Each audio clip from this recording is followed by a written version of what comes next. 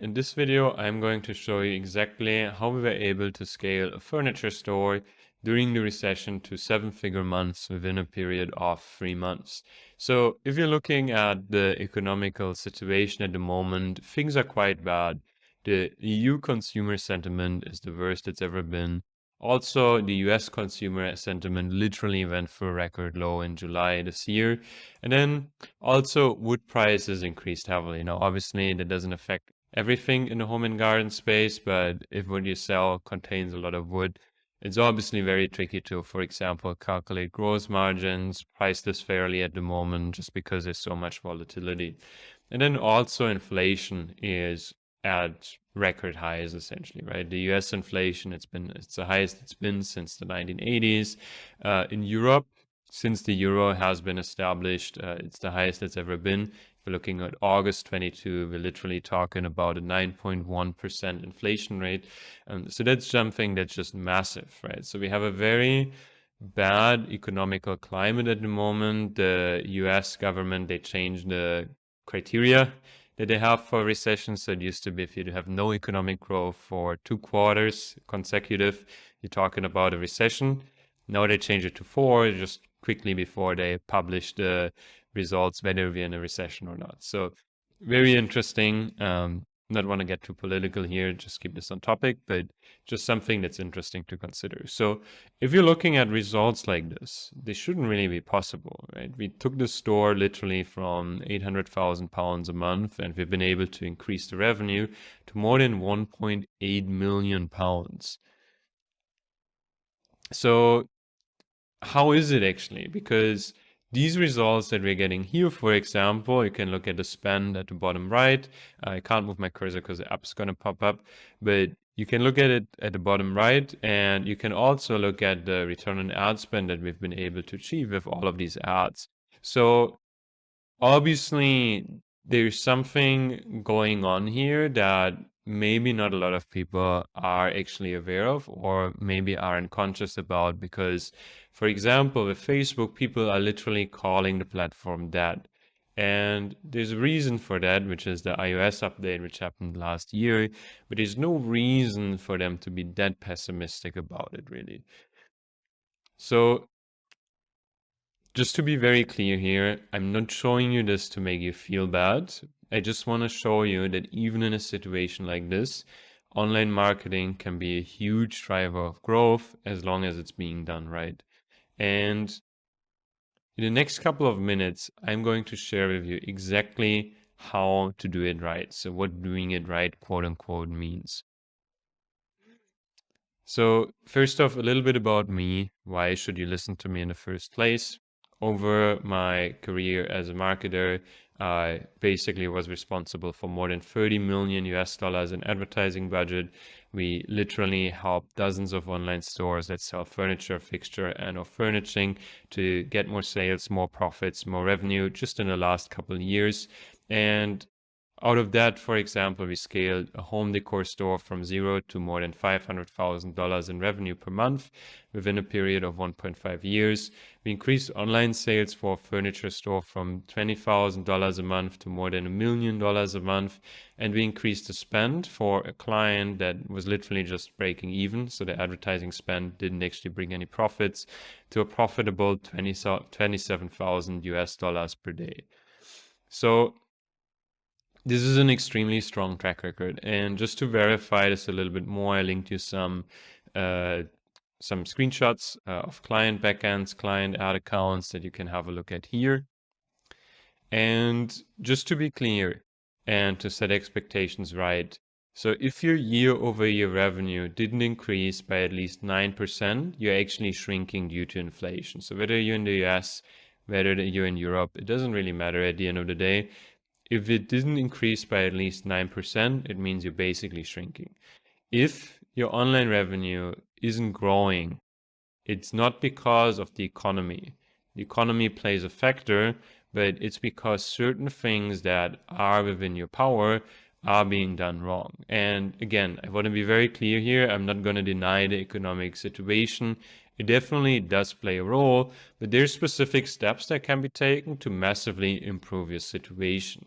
So the question really becomes, what do the online stores in the furniture space do that see high growth regardless, and what do they do different than a store where there's basically no growth happening? Maybe the growth is even negative, they have to lay off people, etc., etc. So that's why I want to share with you the specific case study that we have here of this client, where we literally took them from less than 800,000 pounds a month within 3 months to the point where they were making more than 1.8 million USD a month in revenue. Pounds, sorry, not USD. So let's talk about first the initial situation and why they actually came to us. So the revenue was stagnating, just like many furniture stores at the moment. The costs were increasing, and it was very unclear to them how to actually fix it, because you can think about it like you're a pilot who has all these different toggles that he can click, and a lot of people, they're just not 100% clear about which specific toggle has to be clicked. And that's something that this client was experiencing.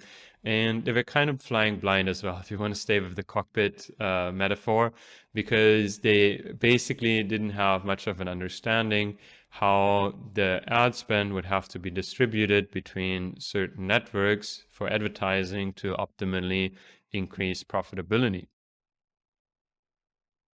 And the solution that we've come up with was to first off fix the tracking and the decision making in terms of the KPIs, so making decisions based on that, implementing what we call an omnipresence. I'm going to get into detail what specifically it means, because it's not in a literal sense.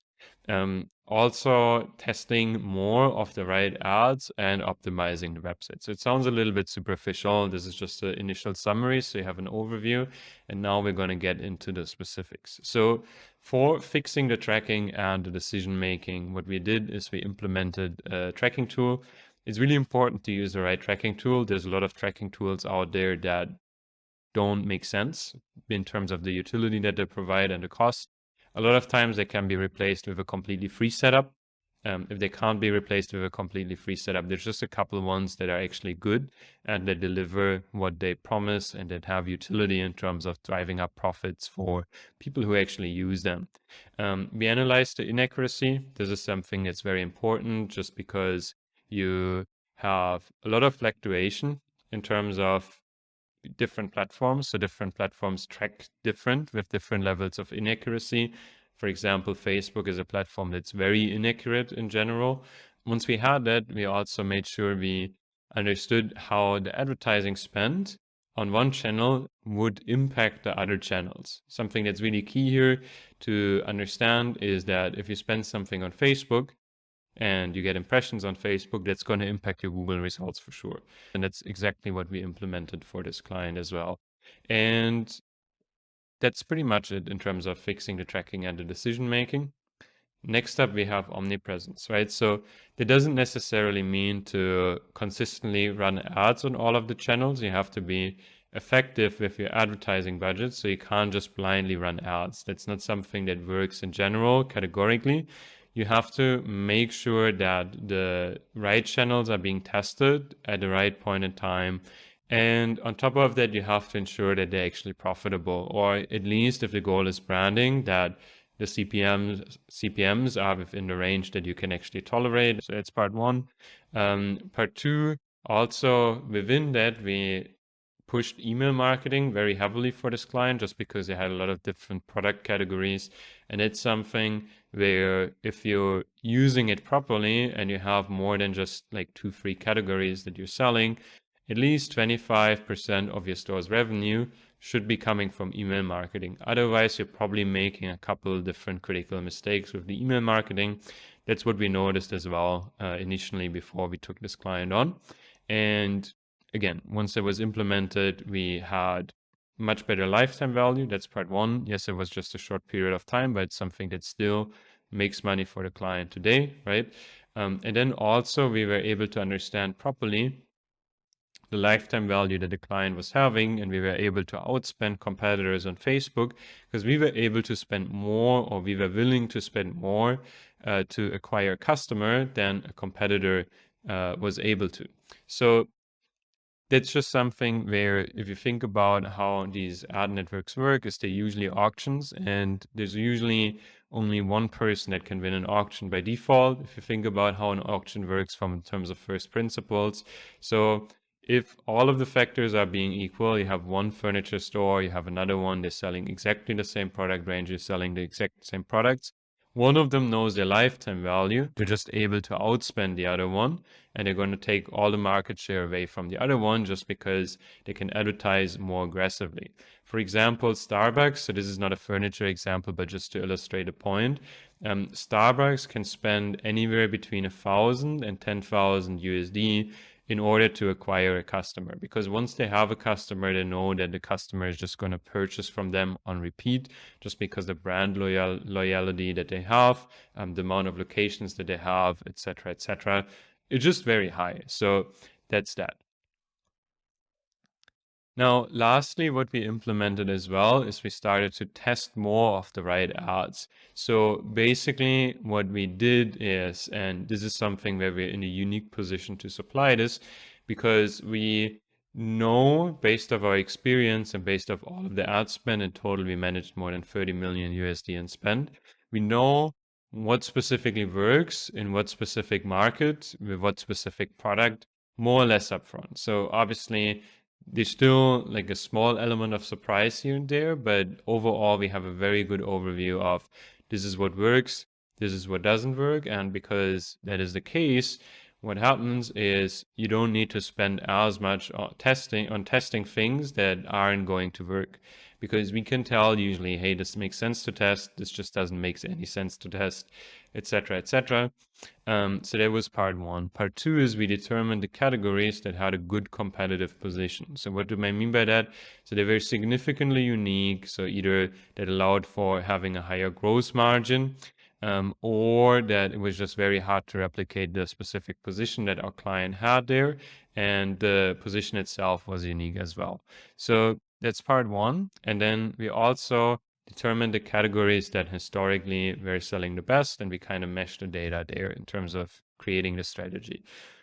Up next is that we determined, again, based on our experience, clear guidelines on what to test, what not to test, what kind of creatives we need from the client, etc., etc. And once we had that, and once all of these things were in place, what we did lastly is we drastically increased the amount of testing that was happening, as well as the overall advertising budget, because the average quality of the ads increased massively, right? So it was much more likely when we launched something that would wind up working out.